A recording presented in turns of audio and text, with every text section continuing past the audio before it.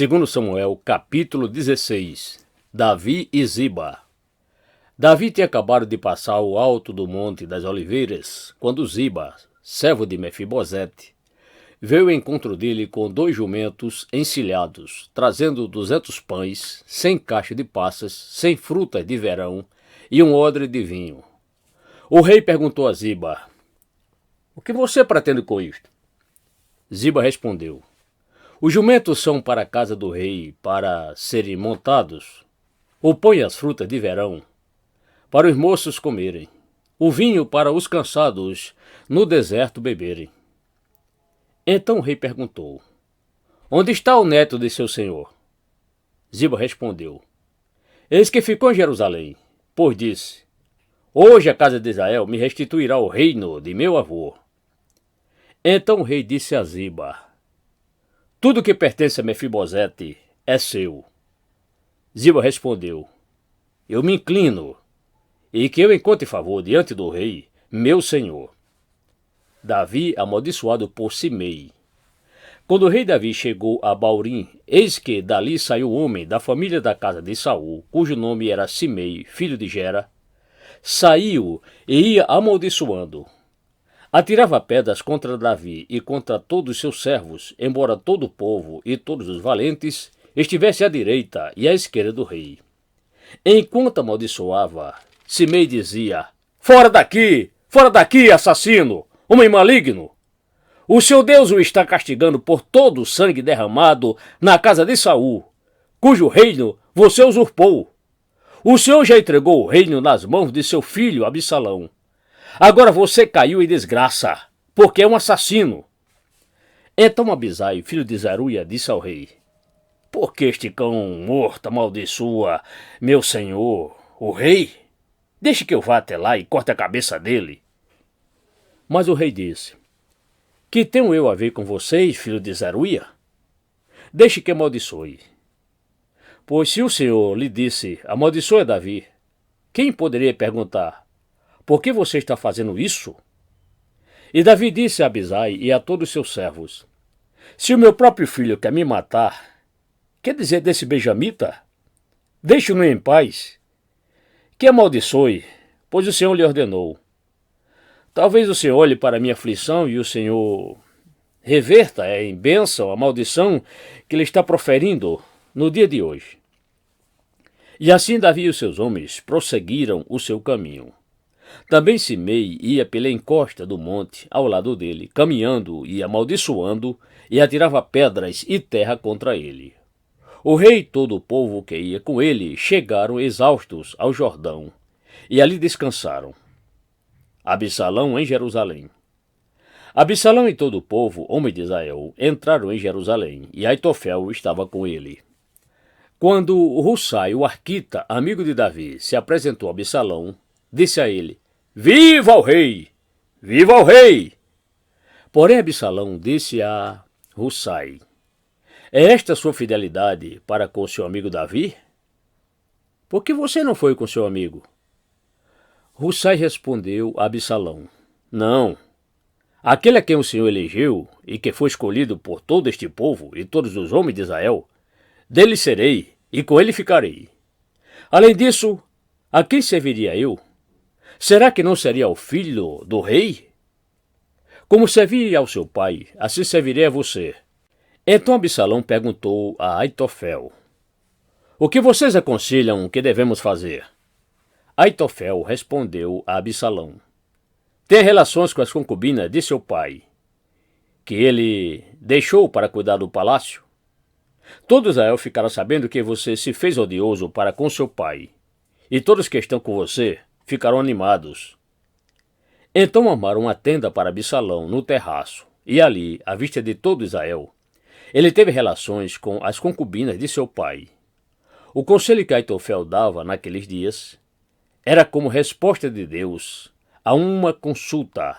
Tanto Davi como Absalão seguiam os conselhos de Aitofel.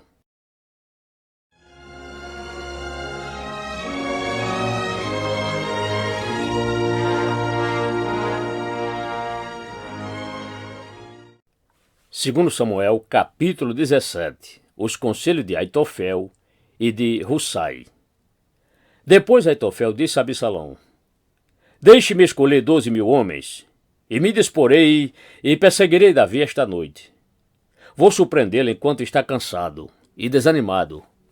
Farei com que entre em pânico, e todo o povo que está com ele fugirá. Então matarei apenas o rei. Trarei todo o povo de volta para você, pois a volta de todos depende daquele a quem você procura matar. Assim todo o povo estará em paz. Este parecer agradou a Absalão e a todos os anciãos de Israel. Mas Absalão disse: Chame agora Hussai, o arquita, e ouçamos também o que ele tem a dizer. Quando Hussai chegou, Absalão lhe falou, dizendo: O parecer de Aitofel é este. Vamos fazer o que ele falou? Se não, diga você o que devemos fazer. Então Hussai disse a Absalão: Desta vez, o conselho de Aitofel não é bom. Hussai continuou: Você conhece o seu pai e os seus homens, e sabe que são valentes e estão enfurecidos como a ursa no campo, roubada dos seus filhos. Além disso, o seu pai é homem de guerra, e não passará a noite com o povo. Eis que agora deve estar escondido em alguma caverna ou em outro lugar qualquer. E se acontecer que você tenha algumas baixas no primeiro ataque, cada um que ouvir isso dirá que houve matança no povo que segue Absalão. Então até o homem valente, cujo coração é como o coração de leão, com certeza irá desanimar, porque todo Israel sabe que o seu pai é um herói e que os que estão com ele são homens valentes. Eu aconselho que, a toda pressa, se reúna em torno de você todo Israel, desde Dan até Berseba, em multidão como a areia do mar, e que você mesmo os guie na batalha. Então atacaremos aonde quer que se encontre, facilmente cairemos sobre ele, como o orvalho cai sobre a terra. E não ficará ele nem nenhum dos homens que estão com ele, nem um só. Se ele se retirar para alguma cidade, todo Israel levará cordas àquela cidade, e nós arrastaremos até o ribeiro, até que lá não fique nenhuma só pedrinha. Então Absalão e todos os homens de Israel disseram: O conselho de Hussai, o arquita, é melhor do que o conselho de Aitofel. Acontece que o Senhor havia decidido frustrar o bom conselho de Aitofel, para que o mal viesse sobre Absalão. Davi é avisado e foge. Então Hussai disse aos sacerdotes Zadok e Abiatar: Assim e assim, Aitofel aconselhou Absalão e aos anciãos de Israel. Mas assim e assim, aconselhei eu.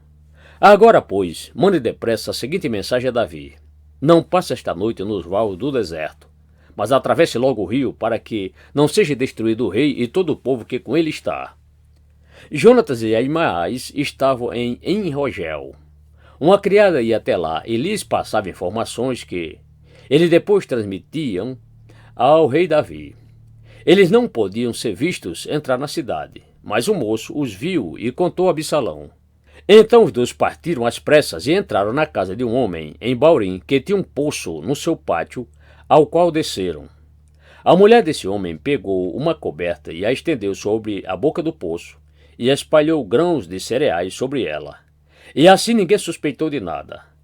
Quando os servos de Absalão chegaram àquela casa, perguntaram à mulher: Onde estão Ahimaás e Jonatas? A mulher respondeu: Já passaram o ribeiro.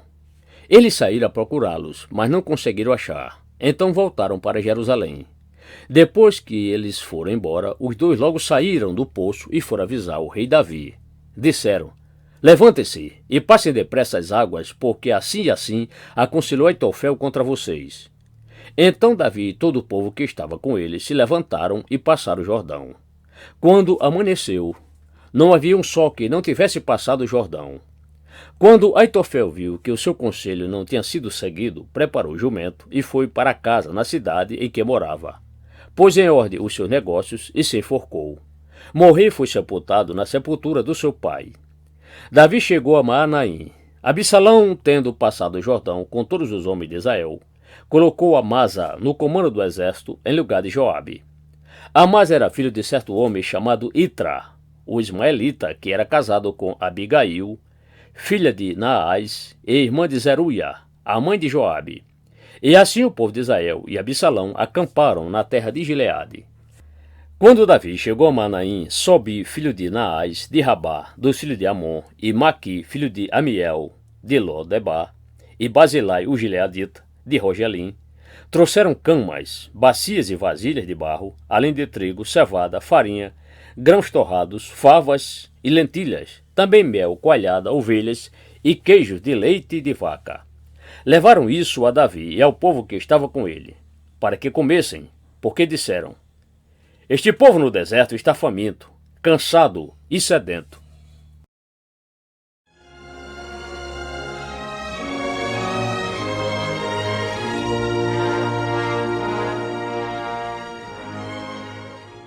Segundo Samuel, capítulo 18, a morte de Absalão.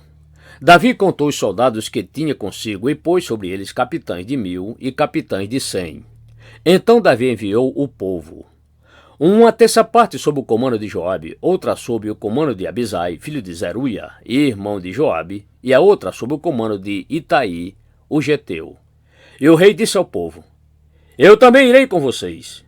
Mas eles disseram: O senhor não deveria ir, porque se formos obrigados a fugir, não se importarão conosco, nem ainda que metade de nós morra, mas o Senhor vale por 10.000 de nós.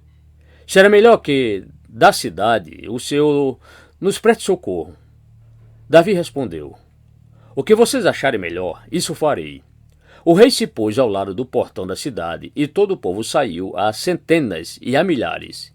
E o rei deu ordem a Joabe, a Abisai e a Itaí, dizendo: Por amor a mim, trate com brandura o jovem Absalão. Todo o povo ouviu quando o rei dava a ordem a todos os capitães a respeito de Absalão. Assim o povo saiu ao campo a encontrar-se com Israel, e a batalha teve lugar na floresta de Efraim.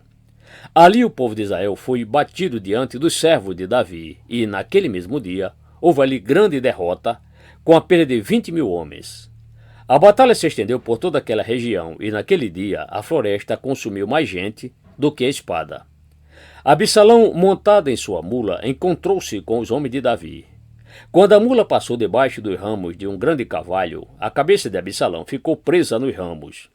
Ele ficou pendurado entre o céu e a terra, enquanto a mula que ele montava passou adiante. Um homem viu isso e foi dizer a Joabe: Eu vi Absalão pendurado num carvalho. Então Joabe disse ao homem que lhe trouxe a notícia: O quê? Você o viu? E por que não o abateu ali mesmo, derrubando-o por terra? Eu teria dado a você 10 moedas de prata e um cinto. Mas o homem disse a Joabe: Ainda que me pusesse nas mãos 1000 moedas de prata, não estenderia a mão contra o filho do rei. Pois ouvimos muito bem que o rei deu uma ordem ao Senhor, a Abisai e a Itaí, dizendo: Poupem o jovem Absalão.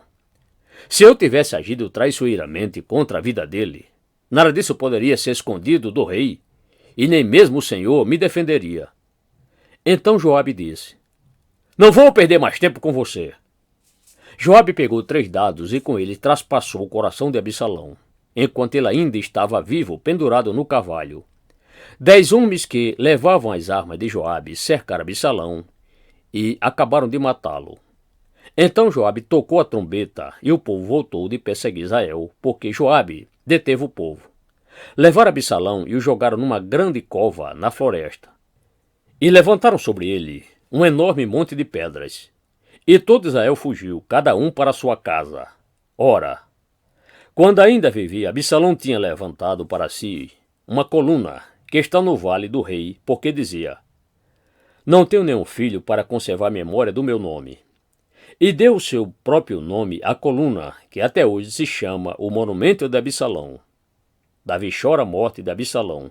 Então Ahimaás, filho de Zadok, disse a Joabe: Deixe que eu vá correndo dar ao rei a notícia de que o seu Deus já o livrou das mãos de seus inimigos. Mas Joabe lhe disse: Hoje você não será o portador de boas novas. Você poderá fazer isso outro dia, mas hoje não, porque está morto o filho do rei. Então Joabe disse a um etíope: Vai e diga ao rei o que você viu. Ele inclinou-se diante de Joabe e saiu correndo. Porém, Ahimaás, filho de Zadok, tornou a falar com Joabe: Aconteça o que acontecer, Deixe-me também correr atrás do etíope. Joabe perguntou: Por que você quer correr, meu filho? Se não terá recompensa pela notícia? Ahimaés respondeu: Aconteça o que acontecer, vou correr. Então Joabe lhe disse: Corra! Ahimaés correu pelo caminho da planície e passou o etíope. Davi estava sentado entre os dois portões da entrada da cidade. A sentinela subiu ao terraço do portão sobre a muralha e, levantando os olhos, viu que um homem vinha correndo sozinho. A sentinela gritou e avisou o rei. O rei disse: Se vem sozinho, traz boas notícias. E vinha andando e chegando. Então a sentinela viu outro homem que corria e gritou para o porteiro: Eis que vem outro homem correndo sozinho. Então o rei disse: Também esse traz boas notícias. A sentinela continuou: Veja o jeito de correr do primeiro. Parece ser o jeito de correr de Ahimaás, filho de Zadok. Então o rei disse: Este homem é de bem, e trará boas notícias. Ahimaás gritou e disse ao rei: Paz! Inclinou-se diante do rei, com o rosto em terra, e disse: Bendito seja o Senhor, seu Deus, que nos entregou os homens, que levantaram a mão contra o rei, meu senhor. Então o rei perguntou: Vai bem o jovem Absalão? Ahimaás respondeu: Vi um grande alvoroço, quando Joabe enviou este seu servo, ó rei. Porém não sei o que era. O rei disse: Fica ali ao lado e espere. Ele ficou ao lado e esperou. Então o etíope chegou e disse: Boas notícias para o rei, meu senhor. Hoje o Senhor Deus livrou o rei das mãos de todos os que se levantaram contra ele. Então o rei perguntou ao etíope: Vai bem o jovem Absalão? O etíope respondeu: Que aquilo que aconteceu com aquele jovem aconteça com os inimigos do rei, meu senhor, e todos que se levantam contra ele. Então o rei, profundamente comovido, subiu à sala que estava por cima do portão e chorou. E andando dizia: Meu filho Absalão, meu filho Absalão, quem me dera que eu tivesse morrido em seu lugar. Absalão, meu filho,